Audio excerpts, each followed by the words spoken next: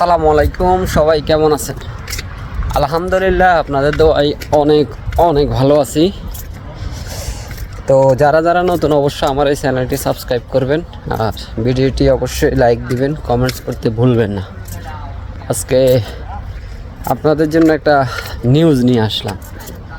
সেটি হলো, আমি অবশ্যই ডিসপারে গেলাম বাজার করতে, তো ভাবলাম একটা ভিডিও শেয়ার করে আপনাদের সাথে। অনেকেই কমেন্ট বক্সে ভিডিওর জানালেন যে আসলে ভাই ইতালি যদি আসতে চাই তাহলে কোন বিষয়ে আবেদন করব।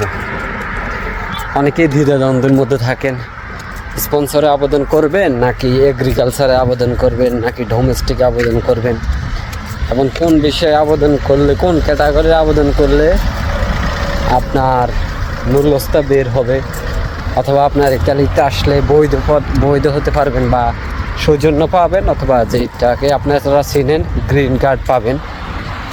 তো আজকে এ বিষয়টা ক্লিয়ার করব সবার সাথে, যে কোন ক্যাটাগরির বিষয়ে আপনারা আবেদন করলে ইতালিতে আসতে পারবেন। সেটি হলো, দেখেন, সবাই মূলত এগ্রিকালচার আর স্পন্সর এই দুইটাই চিনি। ডোমেস্টিকের কোটা যেহেতু কম, ওই দিকে অনেকে আবেদন করে না।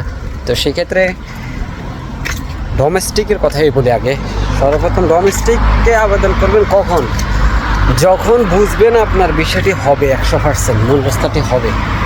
মানে হলো আপনার পিতা মাতা বা ভাই বোন যারা আছে একটা মালিকের আন্ডারে কাজ করে, ওই মালিকের লোক লাগবে, একদম সব ওকে আছে, তাহলে আপনারা সে আন্ডারে এই ডোমেস্টিকের জন্য অ্যাপ্লাই করতে পারেন।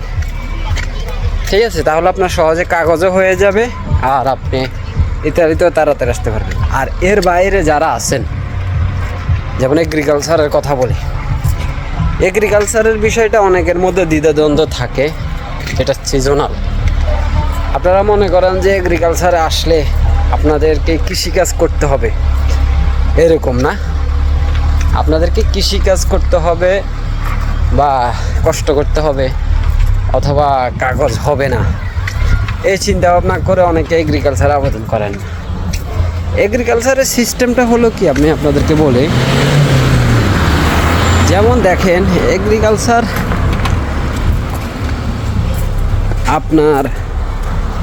এগ্রিকালচার হলো সিজনাল, যেটা আপনাকে 6 মাসের জন্য 9 মাসের জন্য আনা হবে। তো কিন্তু সারা বছরে আপনার মালিকের কাজ থাকবে। যেমন আপনাকে একটা উদাহরণ দিই, আপনি যেমন যদি ঈদ আসলে যেরকম আমাদের দোকানে বা বিভিন্ন মার্কেটে বেচা কেনা বেড়ে যায়, তখন লোক নিয়োগ দেয়, বা 1 মাসের জন্য 2 মাসের জন্য, ঠিক তেমনি এরকম এগ্রিকালচারটা তো হলো এরকম, যখন সিজন হয় আপনার কি বলে, ওই যখন সিজন হয় এগ্রিকালচার, তখন আপনার এই লোকদেরকে নিয়োগ দেয়। কিন্তু রেগুলার ওই কোম্পানিতে বা এগ্রিকালচার কোম্পানিতে রেগুলার মানুষ কন্টিনিউ থাকে, হয়তো তখন কম কাজ হয়। কিন্তু সবচেয়ে গুরুত্বপূর্ণ বিষয় হলো যেটা, সেটা হলো আজ পর্যন্ত আমার তো মনে হয় না 10% মানুষও ইতালিতে আইসা নিজের মালিকের আন্ডারে কাজ করছে অথবা নিজের মালিককে দেখছে। এটা আমার মনে হয় না, কেউ দেখে নাই, কেউ ওই মালিকের আন্ডারে কাজও করে নাই। তবে আপনার মাধ্যমের সাথে বা আপনি কোন মাধ্যমে আসেন তার সাথে মালিকের বা ওখানে কী কথা হয়েছে, সে অনুযায়ী আপনার কাগজ হবে কি না, আপনি মালিকের আন্ডারে কাজ করবেন কি না, সেটা নির্ভর করে আপনি যার মাধ্যমে আবেদন করেছেন তার হিসেবে সে কীভাবে কথা বলছে। তা না হলে প্রায় 99% মানুষই মালিক দেখে না, তারপর আইসা আপনারা অন্যান্য কাজ করেন পরবর্তীতে, বা বিভিন্ন ধরনের মামলা করেন, এরপরে মানুষের দেখা দেখি যে পথে যাওয়ার কথা ওই পথেই যাবেন। এটা হলো এক। কিন্তু চাইলে এগ্রিকালচার আইসাও আপনাকে মালিকে কাগজ করে দিতে পারবে। সেটা হলো 1 বছরের পরবর্তীতে আপনি মালিকে যদি আপনাকে কন্টিনিউ মানে নন সিজনাল হিসেবে রেখে দিতে চায় মালিকে, পে করে সেটা আপনার সৌজন্যটা কনভার্ট করে দিতে পারেন।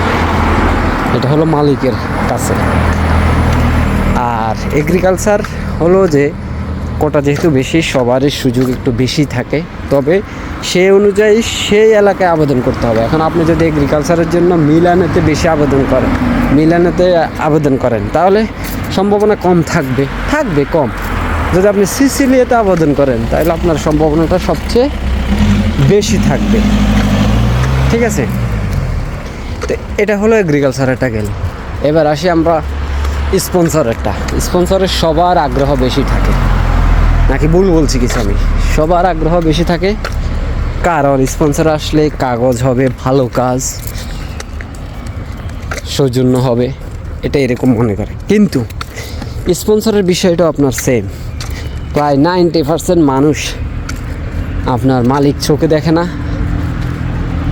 আপনার সেই ওরকমের মাধ্যমের সাথে যেভাবে কথা হয় ওইভাবে, তবে কাগজ আপনার কাজ করবে না, মালিকেরা দেখবে না, কিন্তু কাগজ করে দিবে বা সৌজন্য করে দিবে, এরকম একটা গ্যারান্টি থাকে স্পন্সর আসলে, বা সম্ভাবনা সবচেয়ে বেশি থাকে গ্রিন কার্ড পাওয়ার, আজ হোক আর কাল বর্তমানে।